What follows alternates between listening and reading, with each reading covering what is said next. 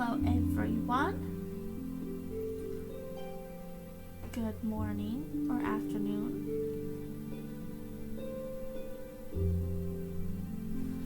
Hope you're having a lovely day. We're back at it with some World Alchemist.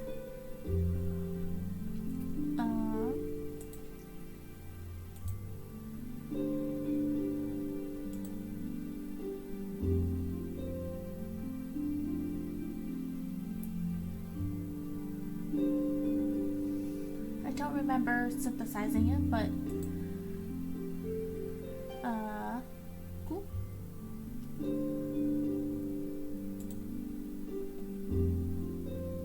Okay. Go spell 40 light, 40 darkness.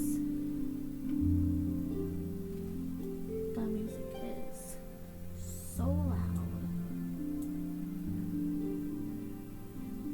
Where's my mouse? Okay. 40 light, 40 darkness. So the wine is 35 or 35. Okay. So probably all dark. And it was fire water.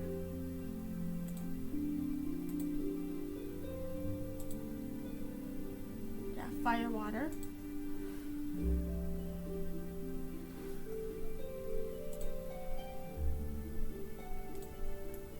So fire, plenty of water. And go with that. I think I'm just gonna fight. Pretty cool. Okay.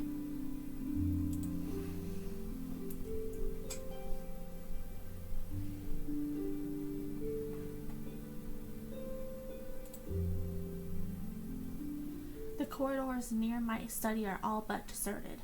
This morning's lessons may be over, but I still have plenty of work to do today. Lady Rosencruz? Ah! Did I already read this? Yeah, I already read this. Okay. We don't need to go.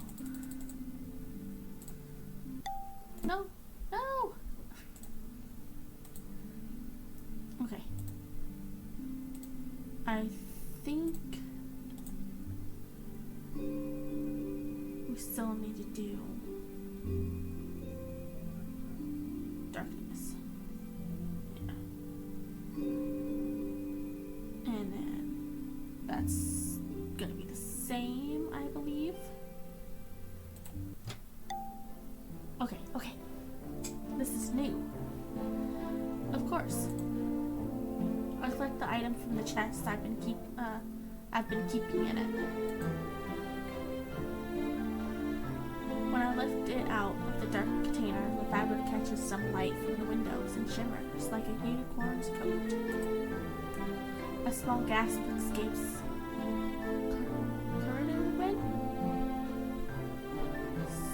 Suridwin? I can't help proudly grinning to myself as I fold the cloth up and over. Raphael looks at me from over her shoulder, his relief clear as day. Well. She strokes the silky smooth fabric, her eyes reflecting its enchanted glimmer. What a surprise, you do have your uses. I hold back another nasty retort in favor of a more restrained, if not shaky, smile. It was my pleasure. Lady Kerwin turns to leave. Raphael quite quickly follows her out and closes the door behind them. The moment she's gone, I feel the stiffness leave my spine and practically collapse back down onto my chair. Lady Surdwin of House Nethera Do we call her house's rank Baron, perhaps? That's high, but not so high she could come in here and stare at me.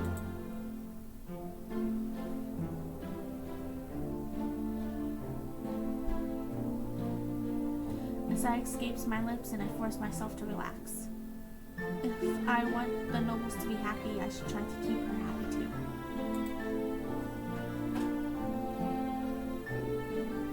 My printer's making all sorts of noises over there. Even if all my efforts will go to nothing but clothes parties and who knows what else. Grimoire. Yay! Okay. I don't think I can make... okay, I can make the wine. I can't make the... might as well first. Okay. What's this? 40-40?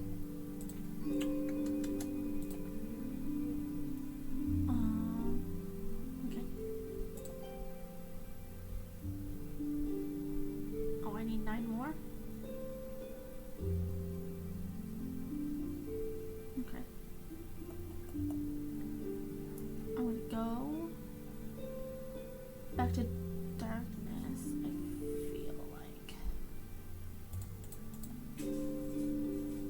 Fire. Okay.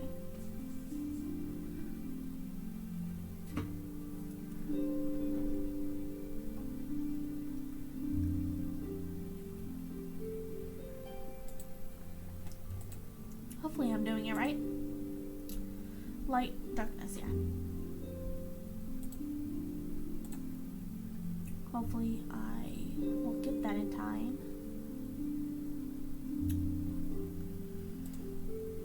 I don't know if I will though.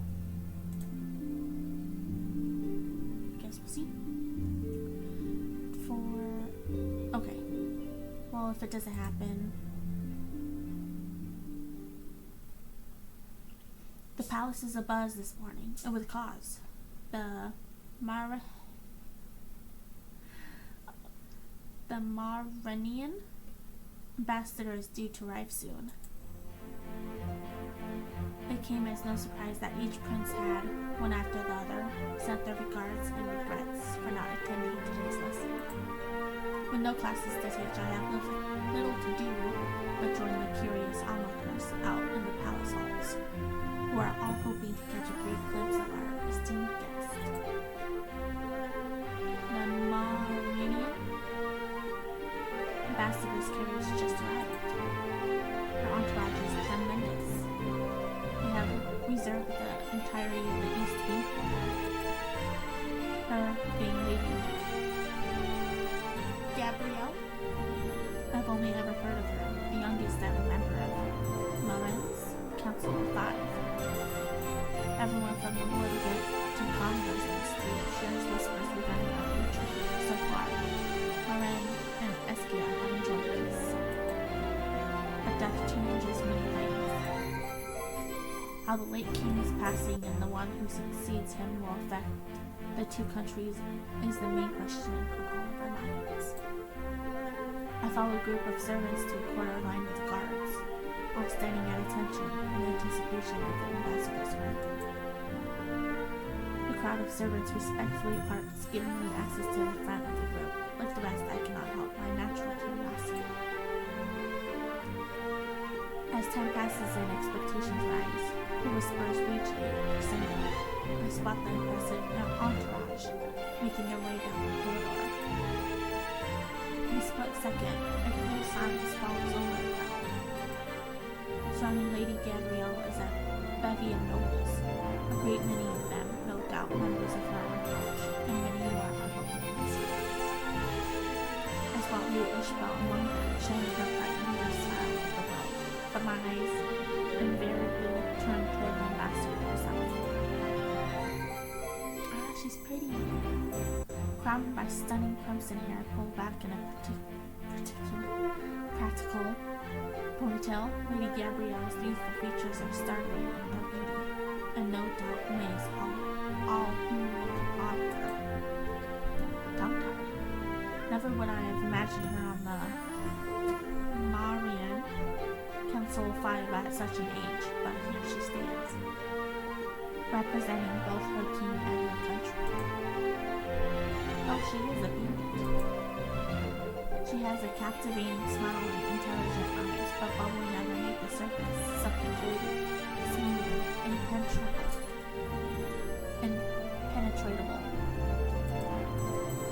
Only when she reaches the point of passing me do I realize the servants have achieved this step, even in this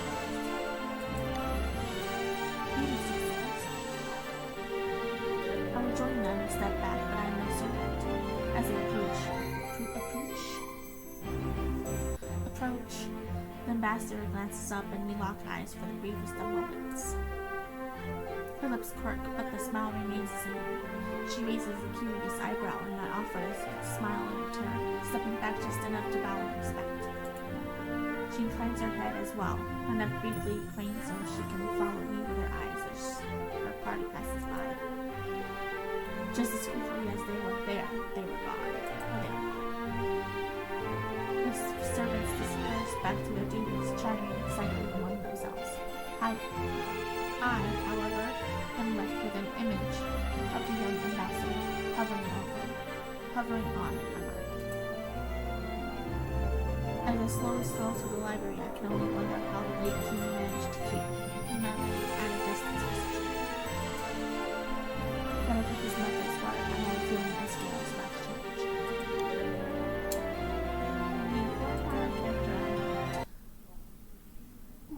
I should be able to. Okay, got the wine, I got the bell.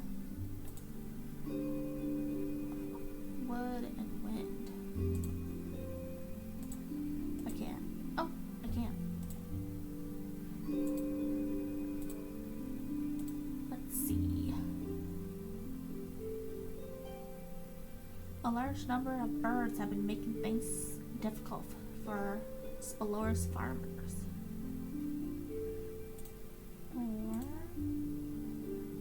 Sala requested a very particular kind of tea herb. It grows in a deep forest.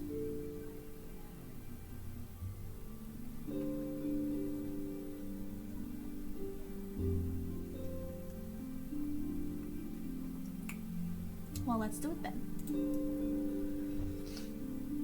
Sala recently asked me something rather unique. She wanted me to find her a rare herb called moonshade, a beautiful plant that grows silver in darkness. It is said that when steeped in tea, it tastes of spring and starlight and rewinds the drinker's age by 7 years. I was, of course, skeptical of the last few rumors. How can moonshade taste of starlight? But Sala has been good to me, so I was happy to do something for her in return.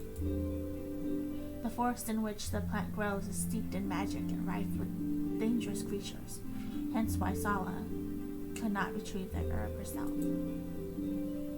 I planned to find the herb during the night, reasoning that it would be easier to spot despite the greater risk. I was confident that this was an easier option. After making sure that the guards would recognize me upon my return, I did not want to repeat my arrival as royal tutor. I slipped out of the palace. The moon was high and full in the sky before I ventured into the forest. It was beautiful indeed. Moonlight drenched the landscape in silver, clinging to the leaves, to the mossy tree trunks, to the ominous shadows I kept seeing in the corner of my eye. I shook my head. The night often brings such delusion, and even the most horrifying monsters was nothing to fear if it would not reveal itself. I shook my head. The night often... No. I spotted the flower easily under the cloak of darkness. It was a regal, delicate little thing, its 5 petals glowing with lunar radiance. Satisfied, I harvested all that Sala asked for and prepared to leave. Oh wow. Combat success, commoner, merchants, nobles, servants, just all of them. I was then attacked by wolves. Nothing major, really, compared to the new and exciting threat of assassination. But I must have been quite a sight coming out of that forest. My clothes tantalizingly tattered and splattered with blood not my own. clutching my half-mauled satchel like a lifeline. Trivialities. When I eventually found my way back to the palace, I was in a sour mood indeed. Luckily, the guards were of proper breeding this time and let me in without fuss. As a silver lining, although if I was being completely honest, I had quite enough of silver at this point. Mochi tea happened to be particularly favored by the princes and the regent. Sala, in her effortlessly elegant manner, let slip that I was the one who retrieved that notoriously difficult herb, and I suppose my lack of permanent scarring was something to be impressed by. Okay, cool. The White Hart only smells vaguely of smoke when I enter, and there are no immediate signs of damage from the fire. Furniture has been replaced and the walls have been repaneled or painted over. It's as if Prince Nazir's little stunt never happened. That is, if one doesn't look too closely. It's still early in the day, so there are only a few people inside. Some regulars sitting by the bar, family having an early lunch, and a pair of merchants playing dice. Such good music. And of course, the owner, Isa Kabir. He sees me enter and comes out from behind the bar to greet me. He stops within a few feet of me, snaps his heels together, and bows, giving me a warm smile. Lady Rosenrose, you are looking ravishing today. It is a true honor to serve you. Well, thank you. I smile back, feeling slightly self-conscious. We've met a few times before, but only briefly and always in the company of others. Having Isa's full attention is more than a little overwhelming, if I may. Can I offer you a drink? We're a little, short right now, but I'm sure I can fix something up. Before I have time to protest, I found myself escorted to the counter. Isa fills every second of silence with pleasant chit-chat about nothing in particular. I wish I could do that. I'm very quiet. Once I'm seated, he returns to his place behind the bar and waits for the answer. I would like a cup of tea, if it's not too much trouble. Of course it isn't. Chamomile, white, green, black, herb. Which is my favorite? Chamomile, please. Excellent choice. I'll be back in a moment. While I'm gone, could you watch the place for me? He winks and heads to the kitchen. Is he actually serious? A moment ago? But if so, there isn't exactly much to watch. Everything is calm. Soft murmur of conversation, the crackling fire, and the feeling of being insulated from the world all caused me to lose myself in thought. Here you are. I'm roused from my reverie when Isa returns carrying a tray. On it are a cup and a small teapot, which exhales thin tendrils of smoke. Thank you. My pleasure. Without any prompting hint, daintily pours me a cup. The warm aroma of chamomile envelops me as the vapor starts. I only close my eyes around the beverage and slowly bring it to my mouth, meeting Isa's eyes as I take my first sip. The chamomile is perfect, sweet but not too sweet, and just the right temperature. I can't help but smile. He nods, seemingly knowing that I would enjoy it. This is delicious. I learned how to brew tea like this from the Far Eastern merchant. The secret is in how long you let it steep. Just then, the door opens and another patron steps in. Give me a moment. Isa excuses himself and leaves me alone with my drink. While he's gone, I take a moment to savor the taste and study the new guest. The man is haggard, bearded, and wearing tattered clothes, but Isa doesn't throw him out.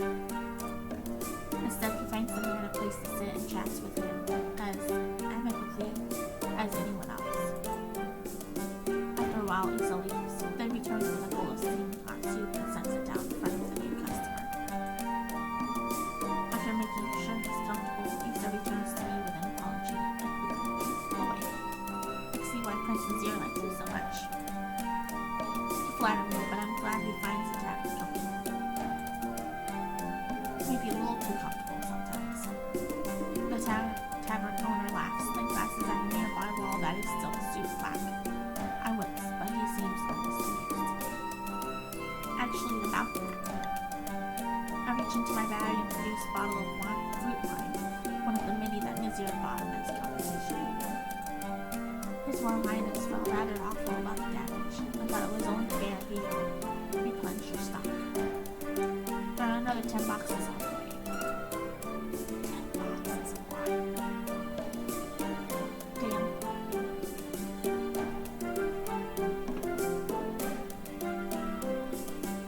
Issa takes the bottle and appraises the label.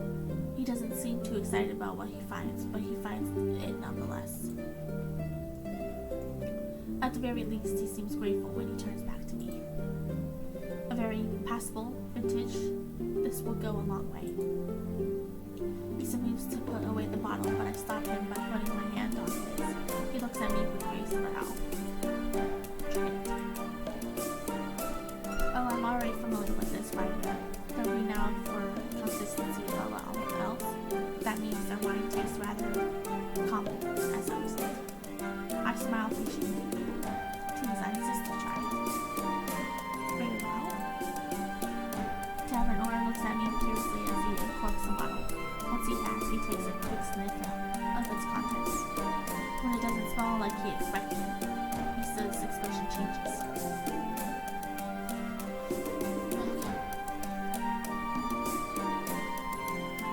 He quickly takes a wine glass from under the counter and pours himself a small taste. I watch, trying to hide my excitement, as he swirls the wine around in his glass, sniffs it, and then quickly tilts the contents into his mouth. Issa's eyes widen. When he finally downs the drink, he looks positively raptured. Incredible. That was better than I expected. I struggle not to clap from excitement. I can't believe that enchantment worked. A little gift from me to you, Master Kabir. The other bottles are similarly enchanted. His expression shifts to a radiant grin, and he reaches over the counter. Then, he vigorously shakes my hand with both of his, so much so that I begin to feel a bit self-conscious. Thank you. I didn't want to say anything, but with so much of my stock gone, I didn't have nearly anything suitable for a hunt. But this wine, this is fit for our king and princes, barons, baronets, counts, and countesses. He beams at me. To be honest, his gratitude is a little overwhelming. Please extend my sincerest gratitude to the prince. I will, Master Kabir. He excuses himself again. I watch him while I finish my tea. He's the only person working here at the moment, but that doesn't seem to bother him. Issa glides from table to table, picking up finished plates, cracking jokes, and taking new orders. Whenever he stops to talk, he always treats the other person like a long-lost friend, even though I'm unable to hear the conversations from him, as he's tell based on his body language. Besides, I suppose a tavern owner would need to be genial. His laughter and voice quickly become part of the tavern's ambiance. The same as rain pattering against the roof, waves crashing against the coast, or wind rustling leaves. Eventually, I realized that I've already spent more time in the taverns, comforting embrace than originally intended. I'm sad to leave, but it's something that needs to be done. After finishing my tea, I stand. Issa spots me from across the room and waves, even though his other arm is laden with plates and mugs. Until next time, Lady Rosenquist. I give him a nod as I leave, my belly still warm from the drink and the hospitality. That's cute. Hurrying down the path that leads to the palace, it doesn't take long before I can see the gates just ahead. The guards standing by the gates come into view, as does another vicar. He seems to be engaged in conversation with the guards as he continues to linger inside of moving on through the gates. As I draw closer, their voices carry to me on the wind. I assure you I am speaking nothing but the truth. If you would just allow me to enter the palace, I can retrieve my badge and prove to you. Do you take me for a fool? Ah, it's Hagen again. I'm pretty sure this is the same guard that wouldn't let me in. As if you would even look back the moment you pass these gates, taking off to carry out whatever nefarious intentions you have. I am a man of my word, and I most certainly do not have nefarious intentions. I'm ambassador of Maren. The only intentions I have toward the Eskian family, royal family, are peaceful and...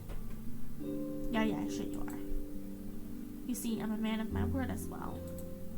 Unfortunately for you, my word is this: you shall not enter unless you have the proper identification. When all a similar scenario, I can't help but be reminded of my arrival at the palace the very first day, which feels like a decade ago, yet at the same time almost as though it was only yesterday. It takes me a moment to recognize the man, who must have arrived with the ambassadors last week. If I recall correctly, he possesses a rank of and demeanor that doesn't draw attention to himself, making him a character that one could easily overlook. I need to take my time reading.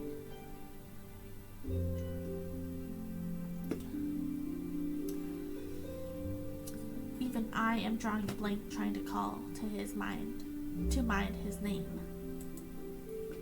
The only thing I can be certain of is that I have seen him around in the palace once or twice with the other ambassadors this week. It's no wonder the guards fail to remember him. Well, should I help him?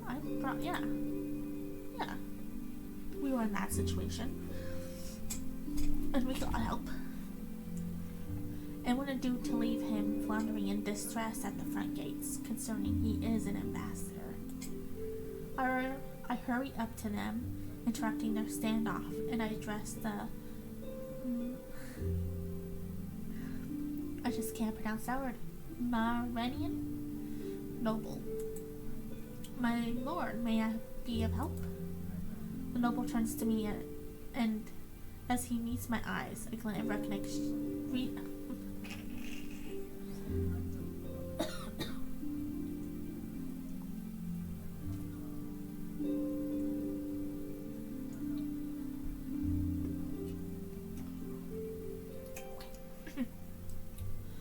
The noble turns to me, and as he meets my eyes, a glint of recognition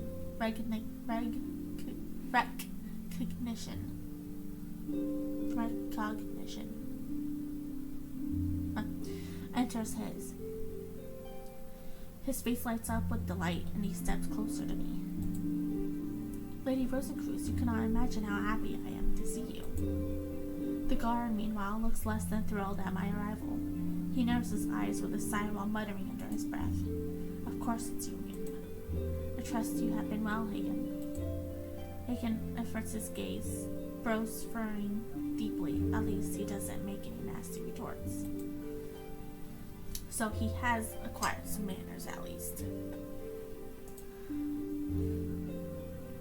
Just gonna move them real quick. Please, Lady Rosencruz, I left in a hurry this morning and carelessly left behind my badge in my room. Now I'm denied entry because I can't produce my ID. I offer the noble my most reassuring smile, watching his shoulders sag with relief. Then I turn to the guard and give a polite nod. Hagen, I can say with confidence that this gentleman here is a respected guest from Maren. The guard seems far from thrilled, but he grunts in response instead of ignoring me outright. A promising start, I suppose. I understand that it's normal procedure, but perhaps an exception could be made this once. You said yourself there are procedures to follow. I cannot break the rules for anyone. The rules are in place to prevent any suspicious person from infiltrating the palace. but I can assure you that this lord is not such a person. In fact, if it would set your mind at ease, I can accompany him to his room to retrieve his badge and check his ID myself. The nobleman nods in full agreement. Hagen purses his lips, and he appears to be considering my words. However, he shakes his head with a firm look. Sorry, the answer is no. It'd be my head on the line if anything goes wrong. I'm not risking that. Fair enough. Even if I vouch for this gentleman? Even so. My brows pull together as I think, but a moment later my train of thought is interrupted by a smooth voice. I knew it was going to be Sarin. Good afternoon, Lady Rosencruz. I lift my head to see Sarin approaching, carrying himself with an air of elegance and grace. The guards immediately bow in respect for the prince. Again, a sense of deja vu strikes me. I can't help but smile. Good day, Your Highness. Your Highness, oh, what a wonderful timing you have. The noble quickly fills in the prince about the situation. Sarin nods to indicate his understanding, then he turns to the guard, who would visibly swallow his heart. I can let this gentleman through the gates. The guard still seems reluctant.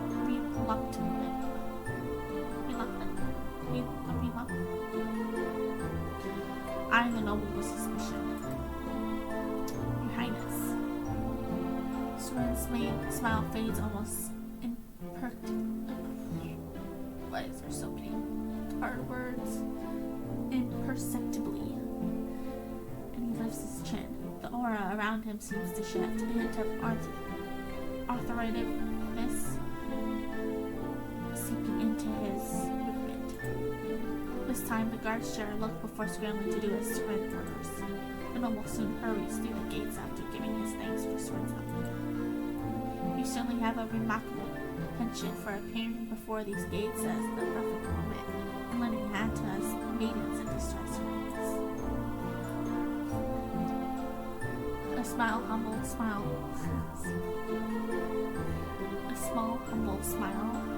tugs at Sarin's lips, and he shakes his head. The guards are only trying to do their jobs. The palace would not be safe if not for their hard work, so I don't blame them for their cautiousness. And they do provide you with opportunities to show off your gallantry, and those in need. Sarin lets out a small chuckle, the corners of his eyes twinkling in amusement. I'm certain that if I had not shown up when I did, you would have come up with a different solution in the case. Oh, my nose itches. Indeed, you robbed me of my opportunity to shine in front of the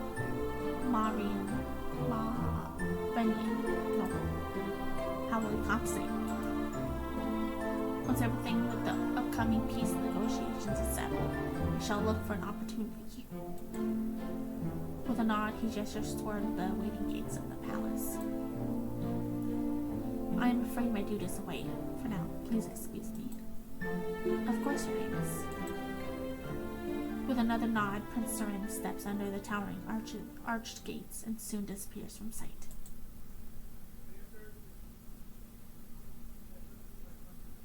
The week passes by in a flash. Recently, the palace has been abuzz with excitement in preparation for a banquet in Councillor Gabrielle's honor. These festivities usually precede diplomatic talks and are intended for the aristocracy only. Yet, for some reason, the Lord began extending an invitation to me last night and was insistent that I take part.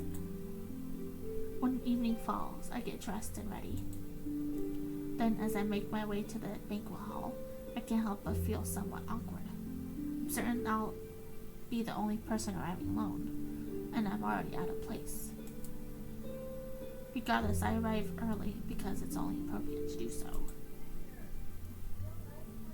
The room is richly decorated. Tables overflow with delicacies and 1,000 candles or more illuminate it all.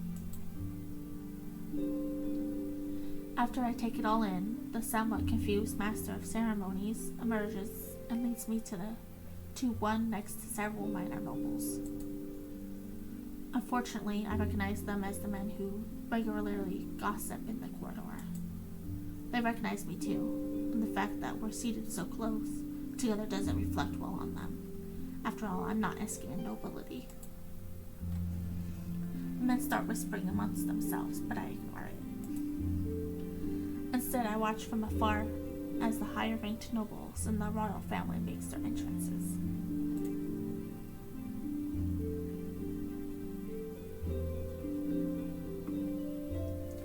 This is my favorite liquid death, by the way.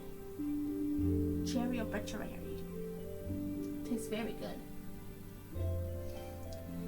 Eventually, with the hall full to the point of bursting, the master of ceremonies announces that the banquet is officially open.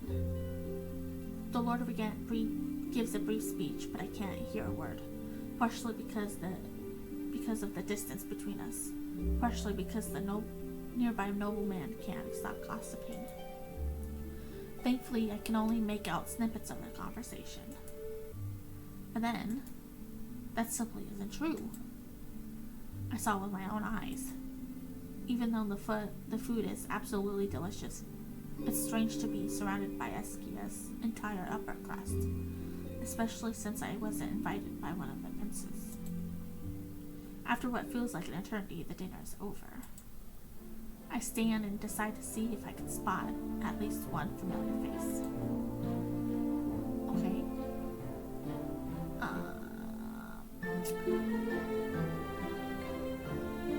Who should I look for?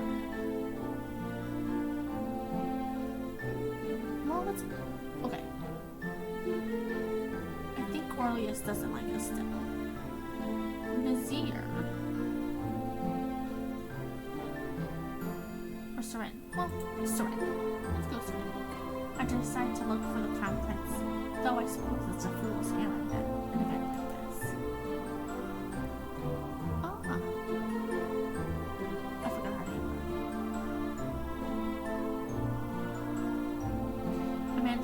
Ishmael. I managed to spot him eventually, though he's close to the ballroom floor. He's surrounded by plenty of other nobles and stands with none other than Lady Ishmael at his side. The prince's head is low, likely so he can better hear everyone else. Lady Ishmael is being given almost as much attention as the crown prince too. I recall that, as they have house units, she had the honor of escorting the ambassador. Prince Seren looks up and our eyes meet. He raises his brow in surprise, then gives me a small nod and a smile. I nod back, then withdraw. His duties to the realm will come before everything else after all. A little while later, I head to the quiet corner of the banquet hall, exhausted from talking to people. Leaning against the pillar, I watch the proceedings. I'm not yet well versed enough in Eskian and Marinian politics to fully understand what's going on around me. It seems to be either some kind of dance or theater show. Minor nobles wait to be introduced to their more important peers. Ladies move in pairs from group to group, spreading gossip. Sometimes the laughter is forced and sometimes it's sincere. Smiles flash like daggers or gifts in almost every conversation. When it's over, both parties bow and take their leave.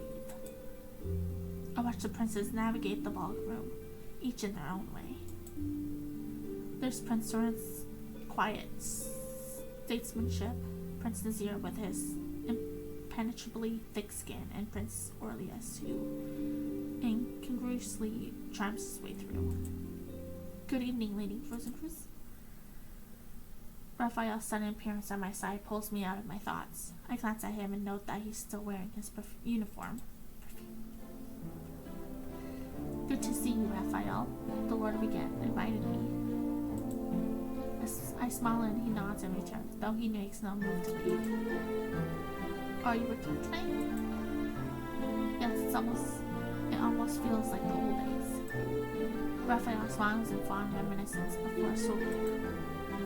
I just finished making preparations for the meeting after the banquet. It seems rather strange to schedule a celebration just before the talks, don't you think? A soft chuckle escapes Raphael's lips. It's pragmatic, something the Lake King and the Marianians have in common. Maradians, I think that's the name. I can't help but raise a curious eyebrow rather than look at me, however, he watches the ongoing event. Of the celebration the day before, and everyone will be hungover and in a bad mood. Fair point. Having it the day after, meanwhile, must know who on attending, especially if things didn't go well. Also good point. Therefore, holding them on the same night is pragmatic.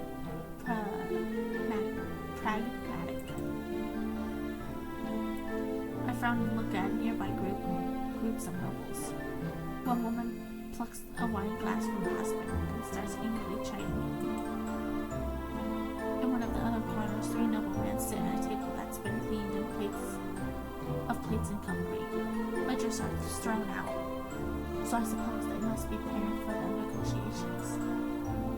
A few steps away from them, meanwhile, is Councillor Gabrielle, who moves gracefully from person to person, permitting and denying audiences as she goes. The late King and Marin had a rather close relationship, didn't they? Raphael nods. I watched Councillor Gabrielle realizing that this young woman could, with her influence in Marin's court, make almost anything happen, including war. The thought makes me feel uneasy.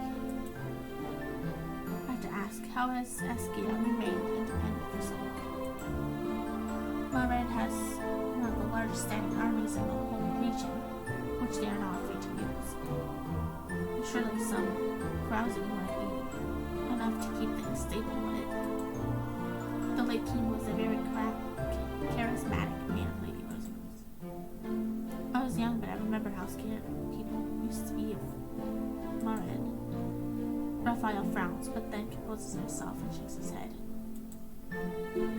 Somehow we always knew the king would keep us safe, and he did, though not without negotiations.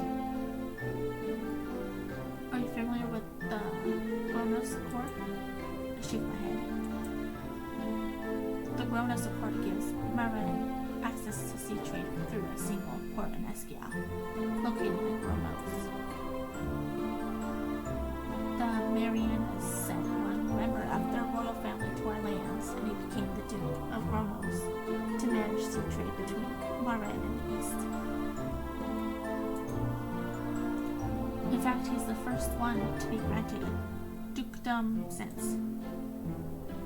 Raphael stops my sentence and frowns, suddenly self-aware, although I wait for him to finish. He doesn't. I've studied Eskia's noble lineages. I noted the lack of dukedoms. There's only one left as of today, and I've wondered if it has some hidden mystery. Raphael silence at least confirms my suspicions. I see, so Duke Gronos must be a powerful man. Raphael shrugs.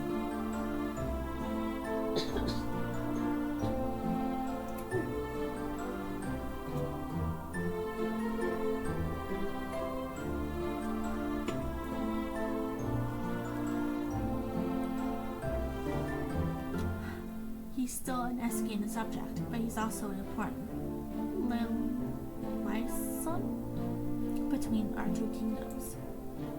Is he present today? No, he rarely travels because managing Gronos is quite time-consuming. The princes have no jurisdiction over his fief. I frown thinking back to all the travels we've done these past few months. It seems there are some places we still haven't seen. So he's nearly as powerful as the princes then. Raphael shakes his head and smiles. As I said, he's still an Eskian subject, though House Gronos is, in many ways, separate. Besides, there is no need to worry. The Duke shares a good relationship with the princes, especially Prince. Raphael freezes again, frowning again. He doesn't elaborate. I see. So that was how landlocked Marin gained access to the sea. Still, if they wanted the whole coast, they could invade with their army.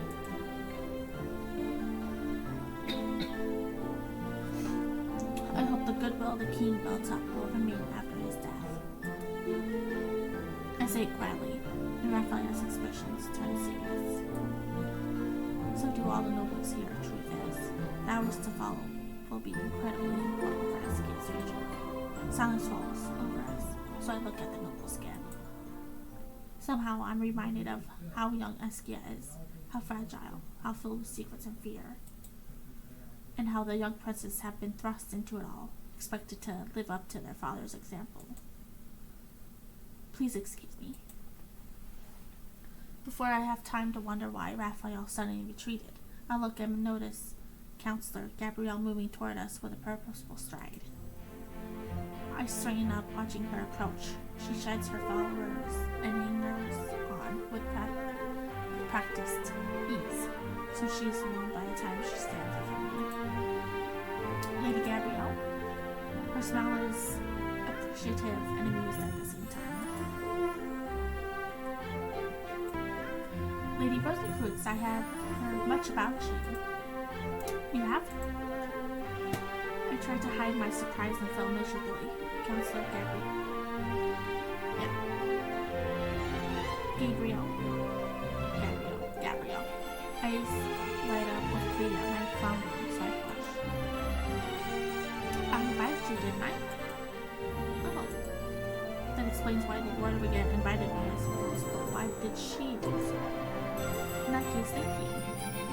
Is this your first time Eskia married? My question bores her. She must have heard it 100 times today. Yes, it is, though I must say I thought it would be larger. I chuckle. To be honest, I thought the same thing when I first came here. It feels like one could walk across the entire kingdom in a day.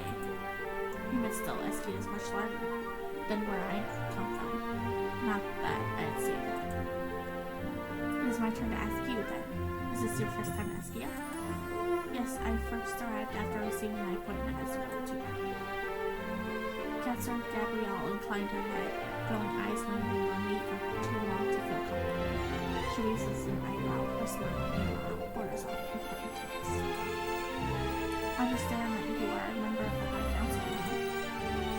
Perhaps you too should consider the title Counselor. Counselor Rosencrantz. I blush and humbly lower my gaze, as I rather remember I haven't yet achieved the proper title. I'm sure she knows it. Besides, the High Council feels so distant and invisible. I'm happy with what I'm doing. You're too modest, don't you think? From what I've heard, you're not very far from getting that title, even as the Council's youngest member ever. How is it sitting at the same table as your father? I open my mouth to answer, but she continues. Her smile never falters, even though her eyes narrow ever so slightly. Him being senior alchemist, no less, quite the achievements for both of them. It takes me a moment to realize what Counselor Gabrielle is insinuating. She seems I only got appointed because of my father. Please not. An insult is an insult, even when it is wrapped in silk. However, considering the situation and environment, I smile diplomatically. I'm sure you know how it feels to be Gabrielle. I've heard that His Majesty, the modern king, has been fond of you even before your official. Her eyes. Regardless, I believe my father would prefer me off the council. Gossip is rampant, and even the hardest workers will encounter it eventually. But he's proud of me nonetheless, since I forged my own path. Counselor Gabrielle nods with approval, and I realize she must have had similar experiences as she smiles. As he should be. You surely are intriguing, as they say. Before I have time to say anything more, the Lord again appears. Counselor. He only notices me when he comes closer. First there's a surprised look, then a terse nod of acknowledgement. Young Rosencrantz, I trust you are enjoying yourself. I smile at Counselor Gabrielle and she returns it. In such company, how could I not? The Lord again looks at Counselor Gabrielle, then back at me. His expression grows a little louder. My apologies, but the chambers are prepared and the regency council is ready for negotiations, if you'll excuse. No, Rosencruz. Councillor Gabrielle smiles dazzlingly and puts a hand on Lord of Ghent's body. Of course, my lord. And thank you, Lady Rosencruz, for a most stimulating conversation. The two leave, gathering up a posse of followers as they go. It is immediately obvious that the banquet is over, even if not officially. What is SP's future? More importantly, what sort of person is Councillor Gabrielle? I suppose all I could do is hope for the best, since it's all out of my hands. Okay, I think I'm gonna save.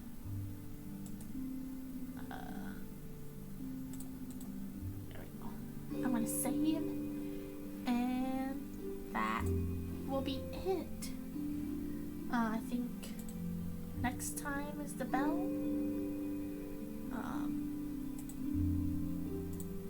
But